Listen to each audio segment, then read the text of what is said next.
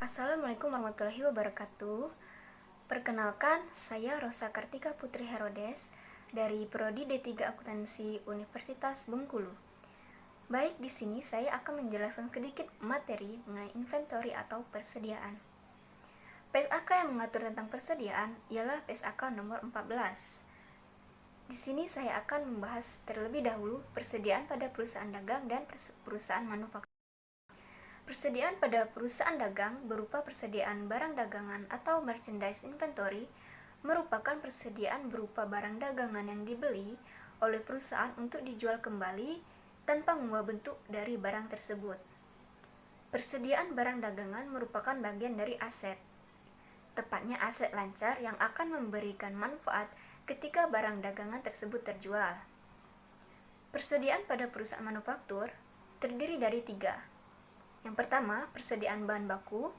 Yang kedua, persediaan barang dalam proses. Yang ketiga, persediaan barang jadi. Yang pertama, persediaan bahan baku. Persediaan bahan baku itu persediaan berupa bahan yang akan diproses menjadi barang jadi melalui proses produksi yang melibatkan tenaga kerja langsung dan biaya overhead pabrik. Yang kedua, persediaan barang dalam proses. Ialah persediaan berupa barang yang belum selesai menjadi barang jadi sampai akhir periode ketika perusahaan menyusun laporan keuangan yang sudah menyerap biaya produksi dan akan dilanjutkan kembali pengerjaannya pada periode berikutnya dengan menyerap biaya produksi kembali. Yang ketiga, persediaan barang jadi, yaitu persediaan berupa barang yang sudah selesai melalui tahapan proses produksi dan siap untuk dijual kembali kepada pembeli atau diserahkan kepada pemesan. Nah, mungkin timbul pertanyaan dari kalian, kapan sih suatu persediaan memberikan manfaat bagi perusahaan?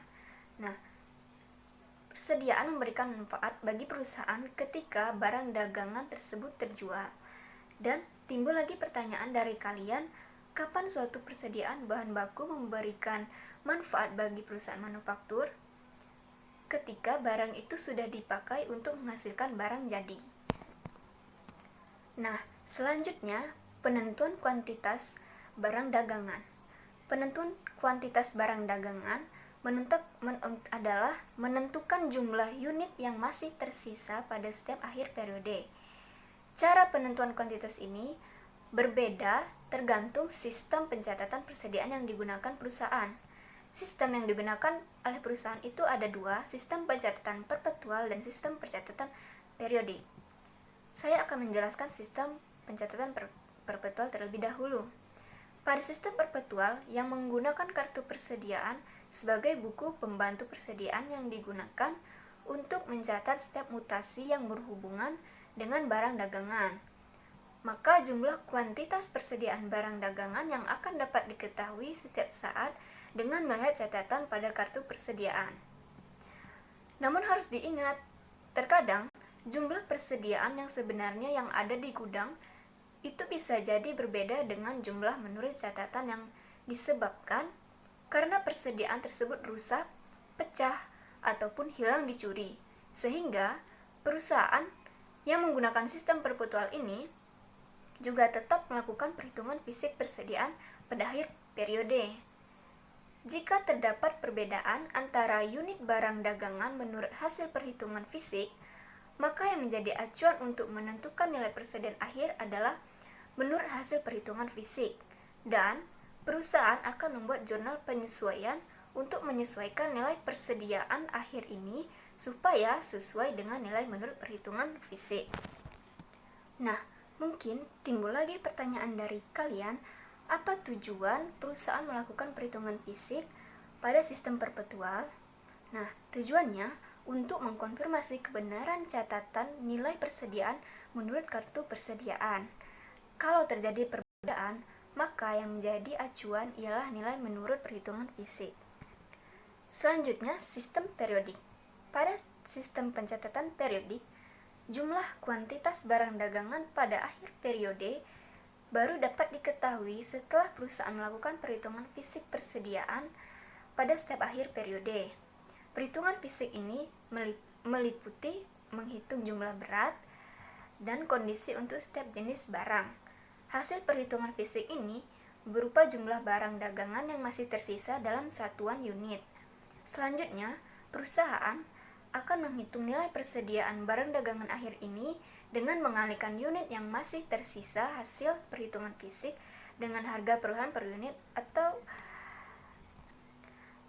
kalian mungkin juga ingin bertanya seputar apa sih tujuan dari dibuatnya jurnal penyesuaian pada sistem pencatatan periodik ini?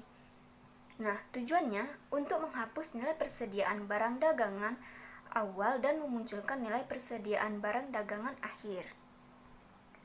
Selanjutnya, permasalahan dalam penentuan kuantitas persediaan.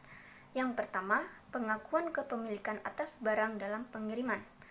Permasalahan yang muncul terkait dengan pelaporan nilai persediaan pada akhir periode disebabkan adanya barang dagangan yang sudah dibeli namun masih dalam pengiriman, sehingga barang dagangan tersebut belum sampai di gudang perusahaan ketika perusahaan melakukan perhitungan persediaan. Hal ini menimbulkan permasalahan, yaitu apakah barang dagangan dalam pengiriman ini akan dihitung sebagai persediaan milik perusahaan atau tidak. Pengakuan kepemilikan atas barang dagangan dalam pengiriman tergantung pada syarat kesepakatan yang tertera pada faktur. Nah, ada dua syarat kesepakatan yang mempengaruhi kapan peralihan kepemilikan barang dari penjual kepada pembeli tersebut. Yang pertama ada FOB Shipping Point, yang kedua ada FOB Destination Point. Yang pertama, FOB Shipping Point, yaitu suatu syarat kesepakatan di mana kepemilikan atas barang dagangan sudah beralih dari penjual kepada pembeli sejak di gudang penjual, sehingga yang membayar biaya angkut adalah pembeli. Yang kedua, FOB Destination Point, suatu syarat kesepakatan di mana kepemilikan atas barang dagangan baru beralih dari penjual kepada pembeli setelah barang tersebut sampai di gudang pembeli, sehingga yang membayar biaya angkut adalah penjual. Selanjutnya, barang konsinyasi. Barang konsinyasi atau disebut juga barang titipan merupakan barang dagangan milik perusahaan lain atau orang lain yang dititipkan oleh mereka kepada perusahaan kita untuk dijualkan. Perusahaan yang mempunyai barang tersebut akan menetapkan berapa harga jual atas barang tersebut, dan bagi perusahaan yang menjualkan barang konsinyasi ini, maka pendapatan yang diperoleh berasal dari selisih antara harga jual barang tersebut dengan harga yang harus diserahkan kepada pemilik barang. Jika barang konsinyasi ini tidak laku terjual, maka risikonya yang menanggung adalah pemilik barang, bukan pada perusahaan yang menjualkan. Kepemilikan atas barang konsinyasi masih di tangan perusahaan yang memiliki barang tersebut, bukan barang milik perusahaan yang menjualkan, sehingga perusahaan yang menjualkan tidak boleh mengakui barang konsinyasi ini sebagai persediaan barang dagangan miliknya. Selanjutnya, metode penilaian persediaan. Penilaian persediaan adalah menentukan nilai persediaan barang dagangan akhir yang akan disajikan sebagai nilai persediaan barang dagangan pada laporan posisi keuangan perusahaan. Ada beberapa metode penilaian persediaan, yaitu metode harga perolehan. Penilaian persediaan menggunakan harga perolehan, artinya nilai persediaan akhir dihitung dengan mengalihkan unit yang tersisa dikalikan dengan harga perolehan per unit.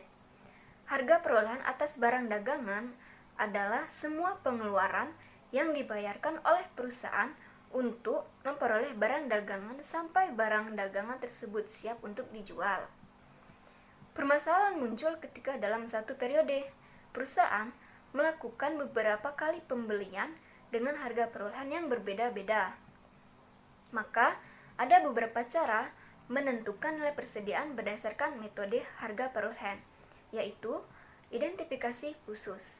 Biasanya digunakan perusahaan untuk jenis barang yang memiliki kode unik, misalnya mobil atau motor yang setiap unit memiliki nomor angka mesin.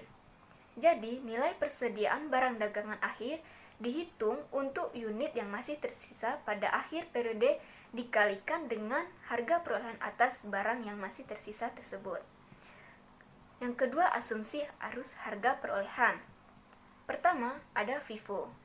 FIFO, asumsi arus harga perolehan, di mana nilai persediaan barang dagangan akhir dihitung dengan mengalihkan unit yang tersisa dengan harga perolehan per unit harga perolehan terakhir, sedangkan harga pokok penjualan pada sistem periodik akan dihitung dengan mengurangkan harga perolehan atas barang yang terjual dengan nilai persediaan barang dagangan akhir.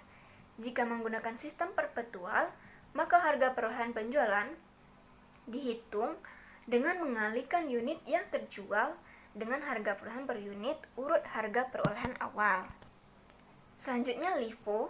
LIFO adalah asumsi arus harga perolehan di mana nilai persediaan barang dagangan akhir dihitung dengan mengalihkan unit yang tersisa dengan harga perolehan per unit harga perolehan awal, sedangkan harga pokok penjualan pada sistem periodik akan dihitung dengan mengurangkan harga perolehan atas barang yang terjual dengan nilai persediaan barang dagangan akhir. Jika menggunakan sistem perpetual, maka harga pokok penjualan dihitung dengan mengalihkan unit yang terjual dengan harga perolehan per unit urut harga perolehan terakhir. Selanjutnya, average method. Average adalah asumsi arus harga perolehan di mana nilai persediaan barang dagangan akhir dihitung dengan mengalihkan unit yang tersisa dengan harga perolehan rata-rata per unit. Sedangkan harga pokok penjualan pada sistem periodik akan dihitung dengan mengurangkan harga perolehan atas barang yang terjual dengan nilai persediaan barang dagangan akhir. Jika menggunakan sistem perpetual, maka harga pokok penjualan dihitung dengan mengalihkan unit yang terjual dengan harga perolehan rata-rata per unit. Nah, itulah penjelasan dari saya. Apabila ada kekurangan, saya mohon maaf. Wassalamualaikum warahmatullahi wabarakatuh.